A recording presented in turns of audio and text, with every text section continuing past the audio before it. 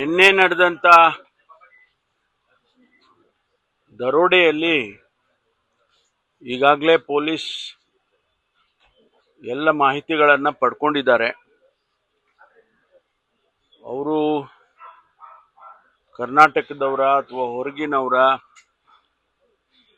ಆ ವೆಹಿಕಲ್ಗಳೇನು ಯೂಸ್ ಮಾಡಿದ್ದಾರೆ ಅದು ಕೂಡ ಒಂದು ವೆಹಿಕಲ್ದು ಫೋಟೋ ತೆಗೆದು ಅದನ್ನು ಹಾಕಿದ್ದಾರೆ. ಅದನ್ನು ವೆರಿಫೈ ಮಾಡಲಾಗಿ ಅದು ಬೇರೆ ವೆಹಿಕಲಿನ ನಂಬರ್ ಪ್ಲೇಟ್ ಆಗಿ ಯೂಸ್ ಮಾಡಿದ್ದಾರೆ. ಆ ನಂಬರ್ನು ಹುಡುಕೊಂಡು ಹೋದಾಗ ಯಾವುದೋ ಒಂದು ಸ್ವಿಫ್ಟ್ ವೆಹಿಕಲ್ಗೆ ಅವ್ರ ಮನೆಯಲ್ಲಿ ಪಾಪ ಅವರು ಇರ್ತಕ್ಕಂಥ ವೆಹಿಕಲ್ ನಂಬರನ್ನ ತಗೊಂಡು ಯೂಸ್ ಮಾಡಿದ್ದಾರೆ. ಅದು ವೆರಿಫೈ ಆಗಿದೆ. ಈಗ ಹೊರಗಡೆ ತಗೊಂಡು ಹೋಗಿದಾರ, ಅವ್ರು ಯಾವ ವೆಹಿಕಲ್ಸ್ ಅಲ್ಲಿ ಹೋಗಿದ್ದಾರೆ ಅಂತ ಗೊತ್ತಿಲ್ಲ. ಯಾಕೆಂದ್ರೆ ಅವರು ವೆಹಿಕಲ್ಸ್ ಅನ್ನ ಬದಲಾಯಿಸ್ಕೊಂಡಿದ್ದಾರೆ, ಹಣ ಟ್ರಾನ್ಸ್ಫರ್ ಮಾಡ್ಕೊಂಡಿದ್ದಾರೆ. ಆ ವೆಹಿಕಲ್ ಯಾವುದು ಅಂತ ನಮ್ಗಿನ್ನೂ ಕೂಡ ಒಂದಿಷ್ಟು ಮಾಹಿತಿಗಳಿದಾವೆ, ಆದರೆ ನಿಖರವಾಗಿ ಇನ್ನೂ ಕೂಡ ಸಿಗ್ಲಿಲ್ಲ. ಆ ವೆಹಿಕಲ್ ಹೊರಗಡೆ ಸ್ಟೇಟ್ ಬಿಟ್ಟು ಹೋಗಿದ್ಯಾ ಇಲ್ವಾ ಅನ್ನೋದನ್ನ ನಾವು ಹುಡುಕ್ತಾ ಇದ್ದೇವೆ. ಎಂಟೈರ್ ಸಿಟಿಯ CCTV ಕ್ಯಾಮ್ರಾಗಳನ್ನೆಲ್ಲವನ್ನು ಕೂಡ ಶೋಧನೆ ಮಾಡ್ತಾ ಇದ್ದಾರೆ.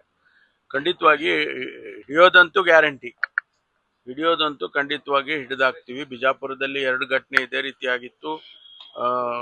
ಸಂಪೂರ್ಣವಾಗಿ ಒಡವೆ ಹಣ 58 ಕೋಟಿ ರೂಪಾಯಿದು ಒಡವೆ ಹಣ ಅದನ್ನೆಲ್ಲ ಹಿಡಿದಿದ್ದಾರೆ. ಇದನ್ನು ಕೂಡ ಅದೇ ರೀತಿ ಹಿಡಿಯೋದಕ್ಕೆ ಎಲ್ಲ ಪ್ರಯತ್ನವನ್ನು ಮಾಡ್ತಾ ಇದೀವಿ. ಖಂಡಿತವಾಗಿ ಹಿಡಿತೇವೆ. ಸ್ಟೇಟ್ ಬಿಟ್ಟು ಹೋಗಿದಾರ ಇಲ್ಲ ಅನ್ನೋದ್ರ ಬಗ್ಗೆ ಕನ್ಫರ್ಮೇಶನ್ ಇಲ್ಲ, ಅದು ಕೆಲವು ಮಾಹಿತಿ ಇದೆ, ವೆರಿಫೈ ಮಾಡ್ತಾ ಇದೀವಿ. ಆ ವೆಹಿಕಲ್ಸ್ ಗಳೆಲ್ಲ ಯಾವ್ಯಾವ್ದು ವೆಹಿಕಲ್ಸ್ ಆಚೆ ಹೋಗಿದೆ, ನಮಗೆ ಬಂದಿರೋ ಮಾಹಿತಿಯ ವೆಹಿಕಲ್ಸ್ ಅನ್ನ ಕಂಪೇರ್ ಮಾಡಿ ಅದೆಲ್ಲ ಮಾಡ್ತಾ ಇದ್ದಾರೆ. ಟೆಕ್ನಾಲಜಿ ಯೂಸ್ ಮಾಡಿ ಈ CCTV ಕ್ಯಾಮ್ರಾದಲ್ಲಿ ವೆಹಿಕಲ್ಸ್ಗಳು ಯಾವ್ಯಾವ್ದು ಸಿಟಿ ಒಳಗಡೆ ಬಂದಿದೆ, ಆ ಸಂದರ್ಭದಲ್ಲಿ ಆ ವೆಹಿಕಲ್ಸ್ಗಳು ಆ ಏರಿಯಾದಲ್ಲಿ ಓಡಾಡ್ತಿದ್ವಿ ಎಲ್ಲ ಅವರಿಗೂ ಕೂಡ ವೆರಿಫೈ ಮಾಡ್ತಾ ಇದ್ದಾರೆ. ಎಲ್ಲ ವೆರಿಫೈ ಆಗ್ತಾ ಇದೆ, ಎಲ್ಲ ವೆರಿಫೈ ಮಾಡ್ತಾ ಇದೆ.